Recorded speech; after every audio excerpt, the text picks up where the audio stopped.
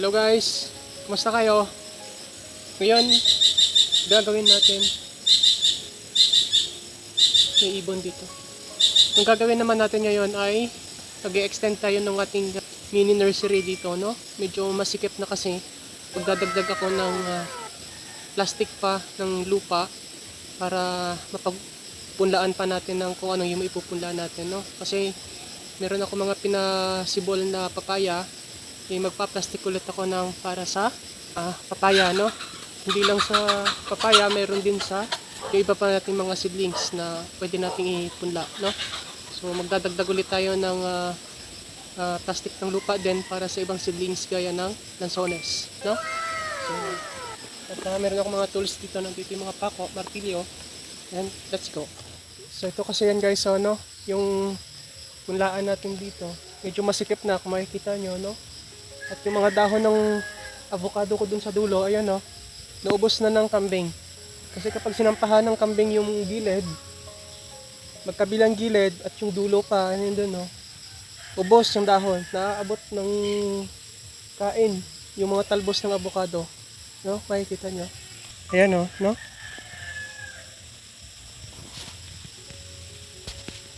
Ayan yung mga pinagdugtungan ko ng mga avocado. Wala pa din siyang talbos. Pero may mga buko na, oh. Mga patubo na siguro yan. Yung mga buko niya, no? Kahit yung saging ko, oh, hindi pinatawad. Kinain. Tampalasan yung kambing. So yung mga lansones na napunla ko, guys. So may mga ilang piraso ng nalulusog. Ayan, oh. So yan. Tapos ayan din yung mga durian ko, no? Yan. May durian din dyan, no? May ilang perasong atis dyan, no? Ang hirap magpabuhay ng atis na binigay sa akin, guys. Ano siya, medyo bingi. Bingi yung buto, matagal siyang tumubo. Ewan ko kung bakit ganun, no? So, kahanap tayo ng pamposte. Ang gagamitin natin pamposte dito ay yung mga pinutulan ng rambutan dito. Yun dun sa may likod ng bahay. Nabali kasi yung rambutan dito guys sa likod ng bahay namin. Hindi ko alam. Parang inanay ata yung sanga. Nagkabutas-butas. Kaya nung yung bunga niya nung bumigat at nung humahangin siya, naputol. Tapos yung isa naman, parang naputol lang talaga siya siguro sa sobrang bigat at hangin. Ayan, no? Kaya naputol. Ayan.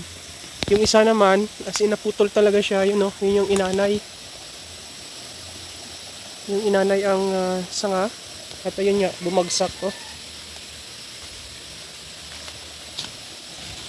So ngayon yung kahoy nito, ito yung gagamitin natin pang poste doon. So matibay ang rambutan guys, na puno, no? So ito yung gagamitin natin poste para matibay nating pakuan. Ito, malaki itong compost.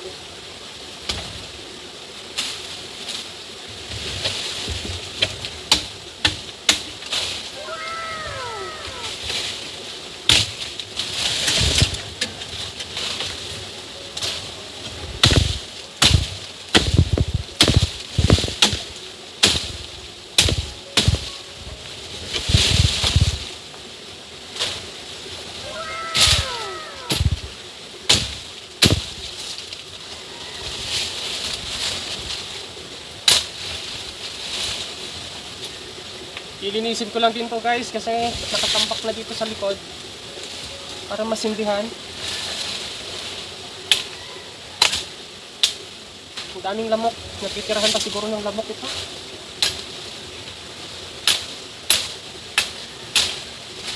Mamayang gabi sisindihan ko ito. So ito na yung puno ng rambutan. Ito yung idadagdag natin poste doon sa pinakabakod, no?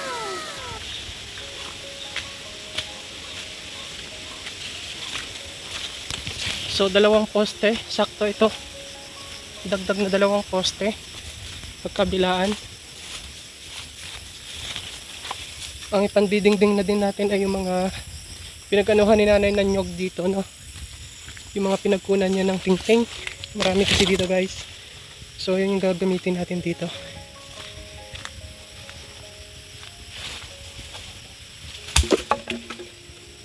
itong lugar na to dito lang to sa may gilid ng bahay namin. Pero hindi sa amin tong lupa na to. So nakikigamit lang. At ito, idudugtungan natin. I-extend natin to pa abante dito. So, tapos dadagdagan natin ng dingding din. Yung gilid. Para yung mga seedlings hindi nakakain ng mga kambing. Ang dami kasing kambing na gala dito guys.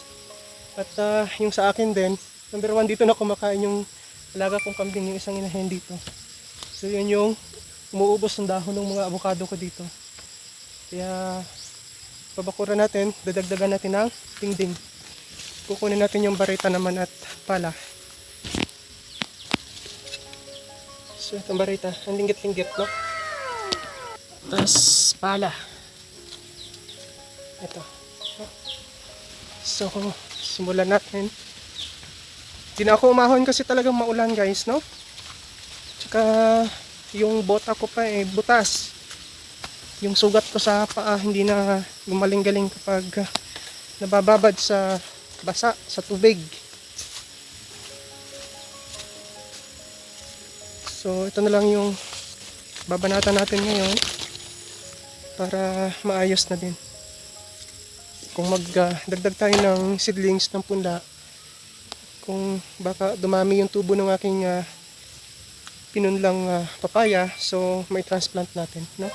Makapaghanda tayo ng plastic na mapagtatamnan. So yan.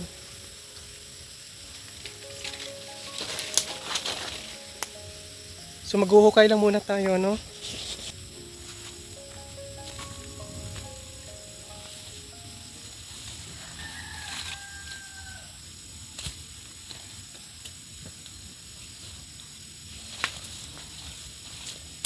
So hanggang dito. Kasya na siguro to ng mga 2 meters. Dudugtong natin. Okay na to. Dito na tayo magbubutas.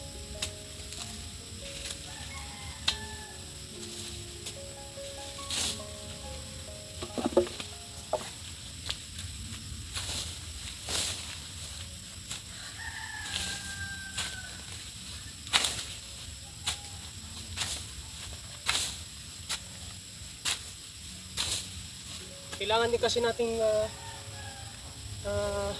malagyan ng protection yung ating nursery dito, no? Kasi kalaban natin dito ay yung mga galang hayop. Yun nga, yung gaya na banggit ko kanina, kambing. Manok, ang dami ding manok dito.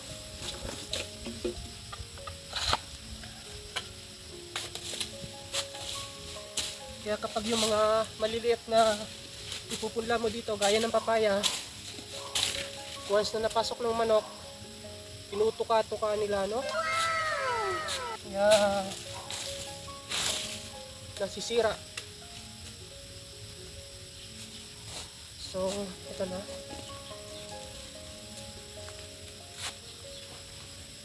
kambing, dami din kambing.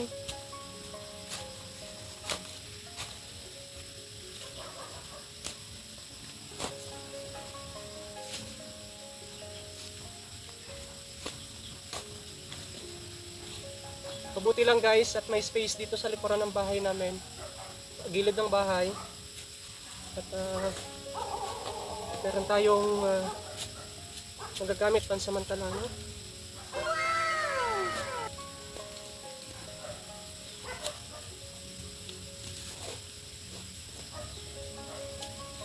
Yung lupa dito dito lang din to sa kabarangay namin na lulukaring na Paderog. Wala naman din na issue sa kanila, no? Kapag ginagamit tong area nila dito at pabor pa din at na kahit paano nalilinis, no?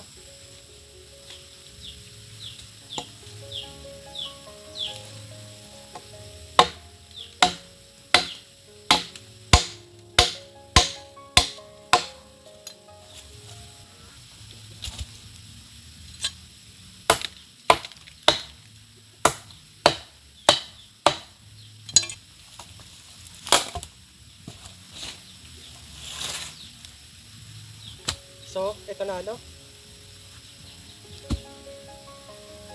Sakto.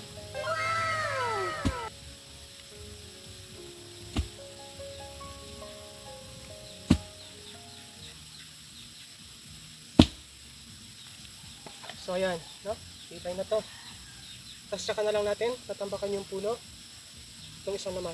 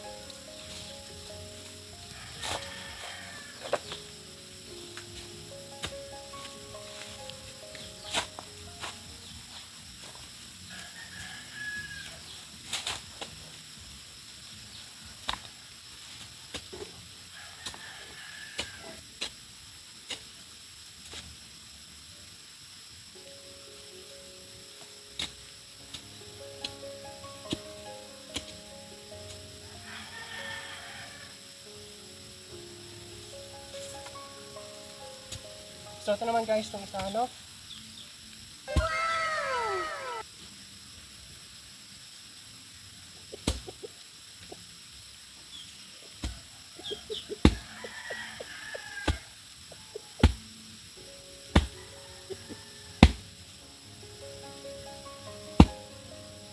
Yan. Tapos, tambakan lang natin.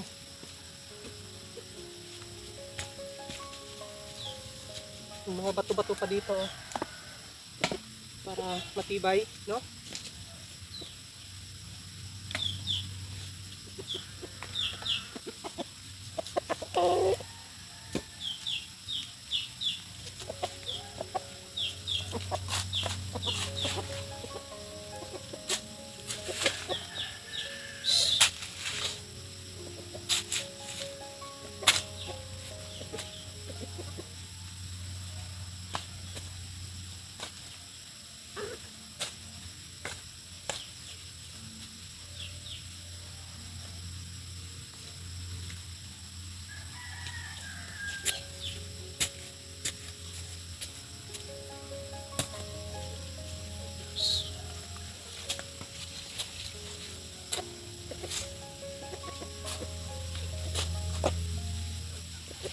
Kita nyo yung mga manok.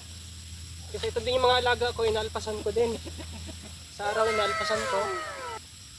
So, yan. Kaya kapag may gawa dito, yan din ang ginagawa nila. Nagpapasaway din sila dito. Mga Rhode Island yan guys, no? Tapos yung iba naman ay Plymouth na buff yung kulay. At meron ding black na Australorp.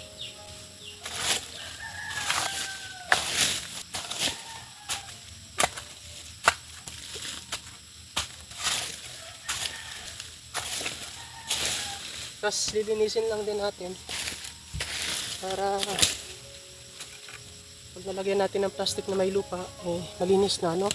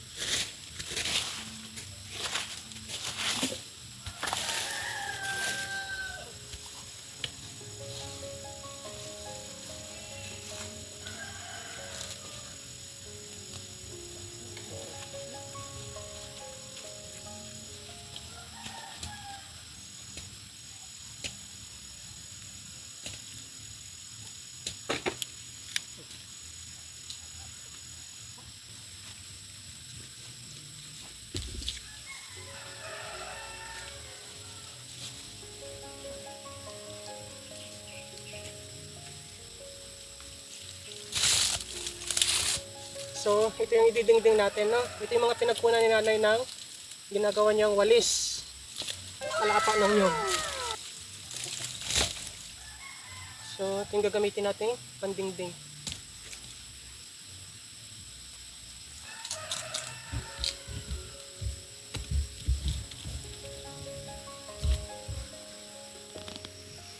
So, yan na guys. Natapos na natin, no? Yan. Tapos ang gagawin natin, itong mga lansones na to, i-move lang ulit natin dito sa dulo, no? So yan. So itong mga punla na ito guys, na lansones, mga native lang ito, no? Mga native lang to. Ito lang din to, mga nakuha ko lang din dyan sa mga ilalim ng puno ng lansones dito, yung mga nakaraang bungahan, no? Merong mga nagtaktakan nung mga nakaraang ito nga nag-ulanin, may mga tumubo na, no? So ngayon, ilipat lang natin dito sa dulo itong mga matataba na.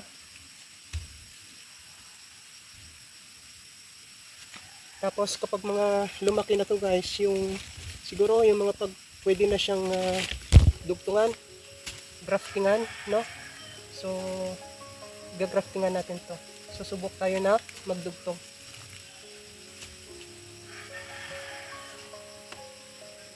So itong lansones, kahit idikit mo siya doon sa pinaka gilid, yung sa dingding ng ating nitong bakod, hindi siya kinakain ng kambing. Siguro mapait yung dahon nito, no?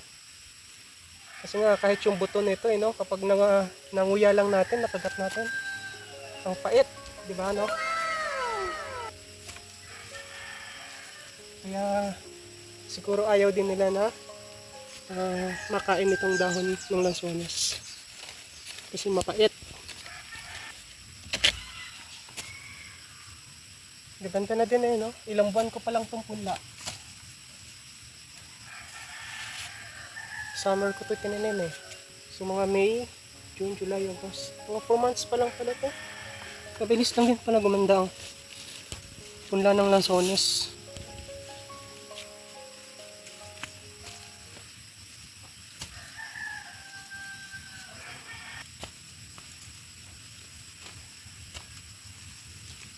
So ang lansones kasi guys, no, kung bibilhin natin sa labas, ito ay nakadepende sa klase.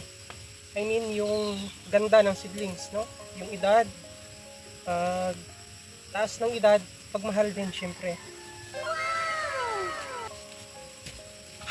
So merong nabibili na to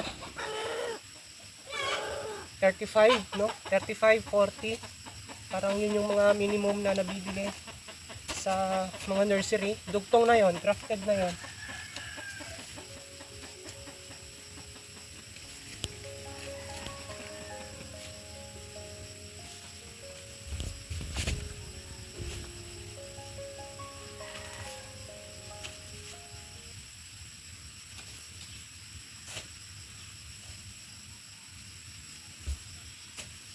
So itong punla ko ata dito ay mga nasa more or less 70 ata itong punla ko dito.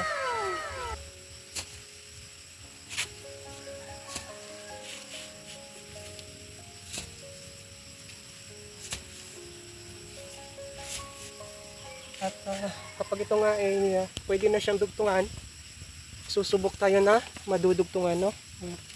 Gagraftingan natin kung makakapagpabuhay ba tayo.